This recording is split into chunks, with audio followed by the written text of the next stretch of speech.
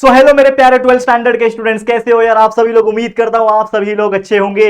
तो एकदम अच्छी तरीके से तैयारी कर रहे हो कि नहीं यार। बोर्ड एग्जामिनेशन देखते ही देखते काफी ज्यादा नजदीक आ चुका है और आप लोग के प्रिपरेशन के लिए कोई कमी हमने नहीं रखी है। कंटिन्यूअसली आपके लिए काम किया जा रहा है, कंटिन्यूअसली आपके लिए वीडियोस अपलोड किया जा रहा है और साथ ही में आज से ही यानी जिस दिन मैं ये वीडियो अपलोड कर रहा हूं उस तारीख से ही आप लोगों के लिए 12th स्टैंडर्ड के लिए लाइव रिवीजन भी शुरू होने जा रहा है, जिसमें साइंस स्ट्रीम के बच्चे as well as commerce stream के बच्चे अपने अपने सब्जेक्ट्स के लगातार लाइव रिवीजन देख सकते हैं, सारे डाउट्स क्लियर कर सकते हैं, मोस्ट इंपॉर्टेंट एंड कुछ पीवाईक्यू डिस्कशंस भी देख सकते हैं।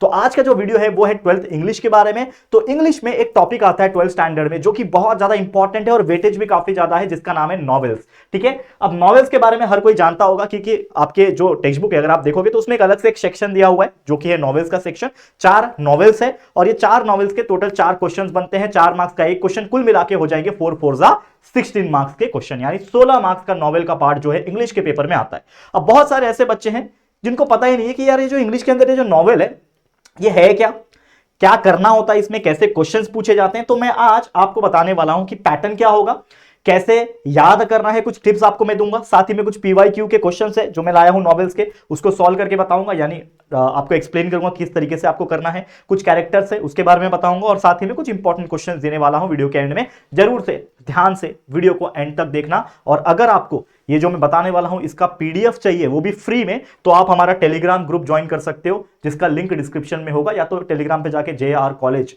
नाम सर्च करोगे तो भी आपको मिल जाएगा। तो प्लीज फटाफट से सभी लोग को रिक्वेस्ट है टेलीग्राम ग्रुप ज्वाइन कर लेना और एक्टिव रहो उस ग्रुप में, क्योंकि बहुत सारी चीजें आपको मिलेगी वहां पे। और शायद अभी तो सिलसिला शुरू हुआ है, अभी तो 1 महीना है एग्जाम के लिए, लेकिन सिलसिला शुरू हो गया है समझ लो। और ये 1 महीना और जब तक आपका एग्जाम खत्म नहीं होगा लगातार कंटेंट आते रहेंगे। इस चैनल के ऊपर भी सारे चैप्टर्स को पढ़ा के अपलोड करके रखा हुआ है, यानी सारे वीडियोस अवेलेबल है, तो उनके लेक्चर वीडियोस भी देखना स्टार्ट कर दो। कोई चीज मिस मत करना प्लीज, रिक्वेस्ट है। हर सब्जेक्ट के लेक्चर वीडियोस अवेलेबल है प्रॉपर डिटेल के साथ। टाइम बचाना चाहते हो रिकॉर्डेड वीडियोस देखो भाई, पूरा समझ में आ जाएगा। फिर जाओ क्वेश्चन आंसर्स बाय हार्ट कर लो, जो भी आप फॉलो करते हो, लाइक ठीक है ना, जो भी पब्लिकेशन आप फॉलो करते हो उसमें से जो भी आपको पढ़ना है, टारगेट पब्लिकेशन या फिर जो भी है। I am not promoting anyone, लेकिन आपकी मर्जी है। जहां पे अच्छे नोट्स आपको मिल रहे हैं वहां से आप पढ़ाई कर लो, कोई दिक्कत की बात नहीं। लेकिन जो कंसेप्ट है वो आप हमारे चैनल के माध्यम से आराम से क्लियर कर सकते हो और इतना बेहतरीन तरीके से क्लियर करोगे कि आपका सीईटी भी प्रिपरेशन हो जाएगा। ठीक है, तो चलिए शुरुआत करते हैं हम लोग आज का वीडियो। तो सबसे पहले जैसे क्वेश्चन कैसा आता है, देखो ऐसा क्वेश्चन आता है, क्वेश्चन नंबर 5A।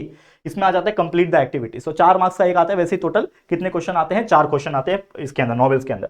तो पहला जो नॉवेल है, जैसा कि आपको पता ही होगा, नहीं पता है तो देख लो, हिस्ट्री ऑफ नॉवेल्स की बात करो तो इसमें क्वेश्चंस कैसे, या तो एमसीक्यूज पूछ लेगा, मैच द पेयर पूछ लेगा, या तो कुछ चीजें बोला रहेगा और उसको क्रोनोलॉजिकल ऑर्डर में यानी नंबर वाइज अरेंज करो ऐसा बोला जाएगा, ट्रू और फॉल्स बोला रहेगा, या फिर एलिमेंट्स ऑफ नॉवेल। तो ऐसे कुल मिला के 2 क्वेश्चन पूछते हैं, 2 मार्क्स 2 मार्क्स के हिसाब से टोटल 4 मार्क्स आपका बन जाता है। ठीक है ना बच्चा। चलिए अब बात कर लेते हैं यहां पे क्वेश्चंस कैसे बनते हैं। ये देखो क्वेश्चन ऐसा पूछा था कि complete the activities given below. तो अगर आपने नॉवेल्स पढ़ा है, पहला बात तो मेरा आपके लिए टिप जिसको बोलते हैं नॉवेल्स पढ़ने के लिए टिप ये रहेगा कि जो भी आपके इंग्लिश में चैप्टर्स में जो नॉवेल्स है ना उसको एक बार रीड करके जाना। रीड मतलब ऐसा नहीं रट्टा मार के जाओ, उसको एक बार रीड करके जाना, क्योंकि कोई भी इंसान इंग्लिश का कोई भी लिखा हुआ चीज अगर आप रीड करोगे, इतना तो आप समझदार हो गए हो या फिर इतने तो आप बड़े हो गए हो कि कोई चीज जब रीड करोगे तो आपके दिमाग में कुछ तो घुसेगा उसका। तो जो नॉवेल्स है ना 4 के 4 उसको एक बार रीड कर लो, उसके अंदर क्या क्या कैरेक्टर्स है उसको एक बार समझ लो कि अच्छा ये वाला 4.1 वाला जो नॉवेल है ना इसमें ये कैरेक्टर्स है, ये उसकी स्टोरी है, ये उसकी स्टोरी लाइन है। तो ऐसे चारों नॉवेल्स की एटलीस्ट स्टोरी लाइन, उसके कैरेक्टर्स को समझ के ले लो अपने ओन लैंग्वेज में, यानी समझ के ले लिया तो बहुत सारी चीजें आपके लिए आसान हो जाएगी। तो यहाँ पे क्वेश्चन पूछा है कि नॉवेल क्या है, तो नॉवेल है एक long narrative fiction. 18th century में क्या हुआ था, that is spirit of realism. ठीक है ना। और 2nd to 6th सेंचुरी में क्या हुआ था, तो अगर मैं बात करूं यहाँ पे ग्रीक रोमांसेस हुए थे और न्यूज़पेपर्स एंड मैगजीन्स की हम बात करेंगे जो कि होता है मिडिल क्लास रीडर्स। तो ये हमने आंसर यहाँ पे लिख रखा है जस्ट आपको एक समझाने के लिए। मैं ये नहीं बोल रहा हूं कि यही आ जाएगा, आ भी सकता है, कुछ भी गारंटी नहीं होता बोर्ड्स में, लेकिन इस प्रकार के चीजें आती है। यानी मैच द फॉलोइंग आता है, यहाँ पे आपको मैच द फॉलोइंग 2 मार्क्स के लिए आया था, 4 चीजें हैं आपको आंसर करना था, बहुत ईजी है। इसके अलावा एक और क्वेश्चन है, देखो यहाँ पे, देखो ये क्वेश्चन आया था, चूज द करेक्ट अल्टरनेटिव, यानी एक एमसीक्यू टाइप का क्वेश्चन है जिसमें आपको क्या है, एक क्वेश्चन दिया और 2-3 ऑप्शन दिए हुए। तो the novel that bears more than 1 level of meaning is called dash novel, यानी ऐसा नॉवेल जिसके पास एक या फिर एक से ज्यादा मीनिंग होता है तो उस नॉवेल को क्या बोलते हैं, एग्रीगोरियल नॉवेल। ठीक है ना, ठीक है, याद रहेगा, याद रहेगा। तो इस प्रकार की चीजें आप याद कर लो। ठीक है, और dash novel is concerned with the protagonist overall growth from childhood to adulthood, यहाँ पे भी 3 ऑप्शन है, ठीक है ना। तो यहाँ पे आप आंसर देख सकते हो, ठीक है ना, बिल्ड ओम स्ट्रोमन, ठीक है ना, ये इसका आंसर हो जाएगा। तो यहाँ पे मैंने हाईलाइट कर रखा है, ठीक है। तो प्लीज एक बार इसको देख लो, ताकि अगर ऐसे कुछ क्वेश्चंस बने इन चैप्टर्स में से, इन नॉवेल में से, आप आराम से कर पाओ। Dash novel is a novel based on the author's life. कौन सा नॉवेल ऑथर्स के लाइफ पे बेस होता है? तो आप सभी लोग ये शायद जानते होंगे पहले से ही, ऑटोबायोग्राफी, ठीक है ना, ऑटोबायोग्राफिकल आंसर आ जाएगा। तो novel based on imaginary community possessing the ideal equalities is called dash novel. तो इसका आ जाएगा यूटोपियन, ठीक है ना। तो ये चीजें हैं, बस इसको एक बार देख लो। होपफुल इसमें से आ गया तो अच्छी बात है, अगर नहीं भी आता है तो एटलीस्ट आपके माइंड में रहेगा कि हाँ अगर ऐसा है तो ऐसा है। तो इस प्रकार की चीजें आपको करनी पड़ेगी। देखो क्वेश्चंस भी इसी प्रकार के पूछते हैं। देखो एक और क्वेश्चन पूछा 4 मार्क्स के लिए, देखो 2023 में पूछा हुआ क्वेश्चन है। देखो ये क्या हो रहा है, उरुनोकू, इसका आएगा अफ्राबेन, ठीक है ना। The heart of darkness Joseph Conrad, ठीक है ना। फ्रैंकिस्टीन, इसका आएगा Mary Shelley. And the pilgrim's of progress, ये आपका आ गया जॉन बनियन। तो ये चीजें हैं, मैच द फॉलोइंग आ जाता है। कभी कभी एमसीक्यूज, मतलब कभी कभी नहीं आता ही है एमसीक्यूज। देखो कि novels with the elements of horror, bloodshed and mystery article dash novel, Gothic novel बोलते हैं उसको, ठीक है ना। फिर उसके अलावा जर्मन वर्ड, ठीक है ना, बाइल्डुस्ट्रोमन इंडिकेट्स, क्या बताता है, ग्रोथ बताता है। फिर there are dash essential elements of novella, ठीक है ना, 6 एसेंशियल एलिमेंट होते हैं। Struggle between opposite forces in the story is called conflict. तो ये चीजें आपको याद रखनी है। समझ में आया? अब आ जाता है आपका अगला क्वेश्चन, क्वेश्चन नंबर 5B। तो क्वेश्चन नंबर 5A आपका पहला वाला नॉवेल था 4.1 वाला, तो उसको अच्छी तरीके से समझ लो, उसकी स्टोरी लाइन पढ़ लेना, ये आपके लिए मैं टिप दे रहा हूं। फिर उसके बाद क्वेश्चन 5B में दूसरा टाइप का जो नॉवेल है वो आता है, जो कि 4.2, क्या नाम है, टू सर्व विद लव, ठीक है ना। ये बहुत इंपॉर्टेंट नॉवेल है, और ऑब्वियसली चारों के चारों इंपॉर्टेंट है, चारों ही आते हैं, चारों के ऊपर क्वेश्चंस आते हैं, ठीक है ना। तो इसमें भी क्वेश्चंस कैसे आते हैं, डिस्क्राइब वाले आ सकते हैं, एक्सप्लेन करने के लिए आ जाते हैं, कंपेयर, डिस्कस करो, गिव रीजन दो, कैरेक्टर दो, नरेशन दो। इसमें भी 2 क्वेश्चन 2+2 के हिसाब से आते हैं। एग्जाम्पल बताने के पहले कुछ कैरेक्टर से याद रख लो, जैसे कुछ मेजर कैरेक्टर्स हैं इस नॉवेल के, कुछ माइनर कैरेक्टर है। तो यहाँ पे देखो रिकी ब्रैथवेट नैरेटर है, ठीक है, गिलियम बैलेनकार्ड है, मिस डाले इवांस है, दिनहाम है, पैमेला डेयर है, फ्लोरियन है, ठीक है, माइनर कैरेक्टर्स है। इसके नाम जो है ना याद रख लेना, ये मुझे बताने की जरूरत नहीं है, शायद आप मुझसे बेहतर आप पढ़ के आ रहे हो, लेकिन मैं अपने एंड से जितना हो सके उतना करूंगा। I am not a proper English teacher, लेकिन फिर भी मैं आपको एटलीस्ट इतना तो मैं गाइड कर सकता हूं कि एटलीस्ट कुछ बच्चों को जो बिल्कुल नहीं पता इसके बारे में, तो एटलीस्ट पता चल जाए। तो माइनर कैरेक्टर्स के बारे में पढ़ लेना कि बॉल मेमन कौन थी, जैकलिन बेंडर कौन थी, क्लिंटी, सेल्मा, तो इसका क्या क्या रोल था, ये सारी चीजें आप अच्छी तरीके से समझ के ले लो, ठीक है।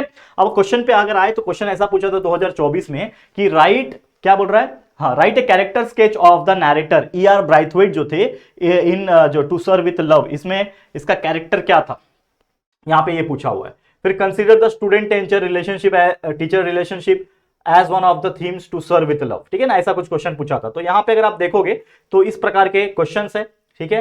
यहां पे आप देखोगे आंसर इन 50 वर्ड से, मतलब कुछ टॉपिक दे दिया जाएगा, बोलेगा कि कैरेक्टर बताओ E.R. ब्रैथवेट का, नैरेटर का, describe how Miss Philip justify the importance of period. तो इस प्रकार के क्वेश्चन आते हैं। देखो मैंने आंसर भी लिख रखा है, मतलब ऐसा कोई दिक्कत नहीं है आंसर में, लेकिन फिर भी आप इसको एज ए रेफरेंस मान के चल सकते हो कि किस प्रकार से 50 वर्ड में आपको आंसर करने बोल रहा है, तो आप इस प्रकार से आंसर जो है वो कर सकते हैं, ठीक है ना, इसके बारे में। अब क्वेश्चन 5B का एक और एग्जांपल ले रहा हूं मैं यहाँ पे, देखो जैसे half yearly report of the student council highlight the conducts of Braithwaite class justify. तो ये इसमें इस प्रकार के क्वेश्चन आते हैं, लेकिन इनमें से जो मैंने एटलीस्ट जो स्टार मार्क किया हुआ ये सारे क्वेश्चन इंपॉर्टेंट है। जैसे मैंने आपको पहले ही बोला, फर्स्ट पेज पे ही बोला कि मैं आपको इंपॉर्टेंट क्वेश्चन भी दूंगा, तो ये सारे के सारे क्वेश्चन इंपॉर्टेंट है, लेकिन जैसे मैंने स्टार मार्क किया हुआ क्वेश्चन दिख रहा है, इसको तो आप जरूर करके जाना। लास्ट ईयर के बच्चों को भी आपको बताया था मैंने, लेकिन ये आप लोग के लिए बहुत जरूरी है, ठीक है ना। ये 4.1 वाला है, ठीक है ना, याद रखना, ठीक है। और आगे बढ़े, चलो ध्यान देना। और क्या है, देखो ये C वाला आता है नॉवेल्स का, जो तीसरा पार्ट है 4.3 around the world in 80 days, ठीक है ना। इसमें भी क्वेश्चन इलैबोरेट करने, एक्सप्लेन करने के लिए, गिव रीजन या फिर डिस्क्राइब, नैरेट वाला, इस प्रकार के क्वेश्चंस आपको देखने मिल जाते हैं। एग्जाम इसके कैरेक्टर्स, मेजर कैरेक्टर्स ये हैं, ये इसके माइनर कैरेक्टर्स है, इसको आप देख लो, अच्छी तरीके से समझ लो, याद कर लो।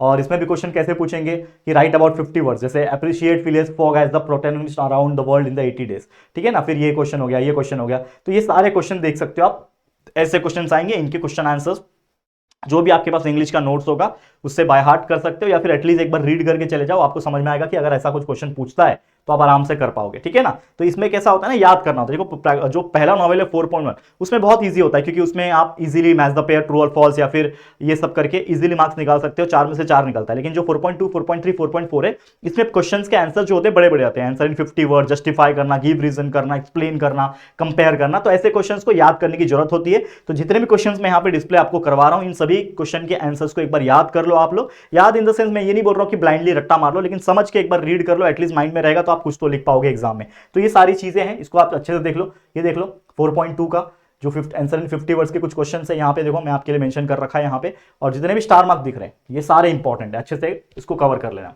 ठीक है, याद रहेगा।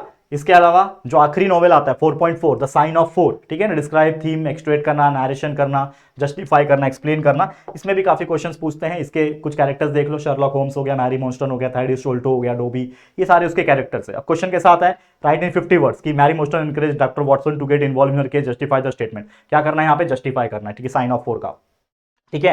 ये क्वेश्चन हो गया, ये क्वेश्चन हो गया, write the importance of various places such as homes, residence, Lyceum theatre and unknown destination with reference to the sign of 4। तो इसको आपको ये करना है। और देखो ये चीज ना पढ़ के आपको समझ में आ जाएगा कि ये कौन से नॉवेल से पूछा है, देखो लिखा रहता है साइन ऑफ 4 यानी चौथा नॉवेल, तो ये चीज आपको समझना पड़ेगा, ठीक है ना। देखो ये क्वेश्चन देख लो, 50 वर्ड्स में डिस्क्राइब करने के लिए पूछ रहा है, क्या है यहाँ पे कि describe the significance of Mary Morstan visits to the Lyceum theatre with Holmes and doctor Watson, ठीक है ना। ये सारी चीजें हैं, बस और कुछ नहीं। तो अगर आप इस प्रकार से मेहनत करते हो, ये क्वेश्चन भी देख लो, वैसे ये भी 4.4 का है इंपॉर्टेंट, तो इसको भी देख लो, ठीक है ना, इसको अच्छे से देख लो। ये भी कुछ इंपॉर्टेंट क्वेश्चन है, और जो स्टार मार्क है वो कुछ ज्यादा ही है, और डबल स्टार मार्क है वो सबसे ज्यादा इंपॉर्टेंट है, याद रखना, ठीक है ना, जो मैंने हाईलाइट कर रखा है। देख रहा है क्वेश्चन, समझ में आ रहा है, ठीक है। तो ये अगर अब इस प्रकार से जितने भी क्वेश्चंस मैंने आपको दिए ना, ये कर लोगे तो बहुत इजी हो जाएगा। और जाते जाते जो टिप है मेरी तरफ से कि आपको हर एक नॉवेल का आइडिया होना बहुत जरूरी है, उसका स्टोरी, उसका कैरेक्टर्स, माइनर मेजर कैरेक्टर जो भी है याद कर लेना, उसके बैकग्राउंड के बारे में समझ लेना कि हर कैरेक्टर का स्टोरी क्या है, उसका बैकग्राउंड क्या है, इसको आप अच्छी तरीके से समझ लोगे काफी इजी हो जाएगा। उसका स्क्रिप्ट क्या है, यानी कि वो नॉवेल क्या बताने की कोशिश कर रहा है, उसका स्क्रिप्ट क्या है, उसका प्लॉट क्या है, ट्विस्ट अगर कुछ है तो क्या है, और उसके समरी को एक शॉर्ट फॉर्मेट में एटलीस्ट हिंदी में तो याद रख लोगे माइंड में, तो उसको इंग्लिश में बाद में लिख सकते हो कन्वर्ट करके, लेकिन इतना तो याद रखना। और कुछ क्वेश्चंस जो है जितना, जैसे मैंने बताया खासकर 4.2, 4.3 और 4.4 का जो क्वेश्चंस मैंने आपको यहां पे दिखाए हुए हैं, खासकर जो स्टार मार्क वाले, उसके आंसर्स को अगर आपको मिलते हैं आंसर्स नोट्स वगैरह में, तो उसको बाय हार्ट जितना कर सकते हो उतना करके जाना, क्योंकि ये चीज आपको मार्क्स देके जाएगी। तो जो बच्चा बाय हार्ट करके देगा 4.1 में 4 में से 4 मार्क्स मिल जाते हैं, लेकिन 4.2, 4.3, 4.4 ये तीन नॉवेल जो होते हैं लास्ट वाले, इनमें थोड़े से मार्क्स कटने के चांसेस होते हैं, क्योंकि अगर आप उसके आंसर याद नहीं किए हो या फिर एटलीस्ट आपको उसका आइडिया नहीं है, तो आपको मार्क्स नहीं मिलेगा। तो अच्छे से समझ के जाओ, याद करके जाओ, तो डेफिनेटली मैं गारंटी देता हूं 16 में से 12 प्लस मार्क्स इजीली आप निकाल सकते हो नॉवेल्स में, और बाकी में तो मार्क्स मिलते हैं, आपको पता है। तो इस प्रकार से आपके इंग्लिश के पेपर में ना 80 में से एटलीस्ट मैं ये गारंटी देता हूं भाई कि 80 में से आप आराम से 65 प्लस मार्क्स, लेकिन मैं सिर्फ 70 पकड़ के चल रहा हूं यहाँ पे, 70 प्लस मार्क्स निकाल सकते हो, जो कि बहुत अच्छा मार्क्स माना जाता है। लेकिन अगर कोई एवरेज बच्चा भी है इस प्रकार से करेगा तो वो आराम से 60 प्लस मार्क्स निकाल लेगा, ठीक है ना, 60 प्लस मार्क्स निकाल लेगा। और बोर्ड एग्जाम में जो इंटरनल एग्जाम होते हैं, माफ करना, जो स्कूल की तरफ से, कॉलेज की तरफ से जो होते हैं, 20 में से 18-19 मिलता ही है, मतलब कुल मिला के आप देख सकते हो 79 to 80 मार्क्स आपके मिल जाते हैं, जो कि बहुत अच्छे माने जाते हैं। मैं एवरेज बच्चों की बात करूं, और टॉपर बच्चा तो 70 प्लस निकाल लेगा, वो गारंटी है, क्योंकि वो पढ़ के जाएगा, चीजें समझ के जाएगा। तो सारी चीजें अवेलेबल है बच्चा, बाकी सब्जेक्ट पे भी फोकस करो, फिजिक्स, केमिस्ट्री, मैथ्स, बायोलॉजी के भी सारे चैप्टर्स के लेक्चर्स अवेलेबल है, उन लेक्चर्स को देखो, टाइम बचाना है, लेक्चर्स वीडियोस देखो, 2x की स्पीड पे देखने मिलेगा आप लोग को, लगाओ, देखो, समझ में आ गया, तुरंत जाओ, नोटबुक उठाओ, अपना डाइजेस्ट उठाओ, या फिर जो भी आप फॉलो करते हो नोट्स उठाओ, और याद करो, जो आपका हैंड रिटन नोट्स है उसमें ऐड ऑन करो, प्रैक्टिस करो। सेम अप्लाई होता है कॉमर्स के बच्चों के लिए भी, एसपी, ओसीएम, बीके, इकोनॉमिक्स जो है ना, उसके वीडियोस जो है ना, एक बार देखो, फटाफट से समरी समझ लो, भगा भगा के देख लिया, 1.25 स्पीड पे जो भी है देख लिया, और उसके बाद फटाफट से उसके आंसर्स को बाय हार्ट किया। तो इस प्रकार से करो, मैं दावे के साथ बोल सकता हूं ना कि अब की बार 90 पार विद जेआर कॉलेज का जो नारा है वो ये वेस्ट नहीं जाएगा। मैं जानता हूं कि कुछ बच्चे बहुत मेहनत करेंगे और 90 पार वाकई में लेके आएंगे, लेकिन जो बच्चे 60-70% लाते थे पहले, वो डेफिनेटली 80 पार करके दिखाएंगे। लेकिन हमारा जो नारा है वो वही रहने वाला है, अब की बार 90 पार विद जेआर कॉलेज। तो आप लोग को भी, सभी बच्चों को कमेंट करके बताना है कमेंट सेक्शन में कि यस सर हम आपके साथ हैं, अब की बार 90 पार जरूर होगा, वो भी विद जेआर कॉलेज। तो इसी प्रकार सपोर्ट बनाए रखना, आपके लिए मेहनत जारी रहेगी, जब तक आपका एग्जाम चलेगा आपके लिए कुछ ना कुछ बेहतरीन तरीके से वीडियोस, लाइव रिवीजन एंड इसी प्रकार के इंपॉर्टेंट वीडियोस आपको मिलते रहेंगे। तो बस मेरा साथ देना, आपके राहुल सर का सपोर्ट करना। आज के लिए इतना ही। वीडियो पसंद आया दिल से वीडियो को लाइक करना है और शेयर करना है, जितने भी आपके 12वीं के फ्रेंड्स हैं सबको शेयर करना, और पहली बार आए हो चैनल पर तो चैनल को सब्सक्राइब जरूर करना, ठीक है दोस्तों। चलो फिर जल्दी मुलाकात होगी किसी और नए वीडियो में, तब तक के लिए thank you and good bye.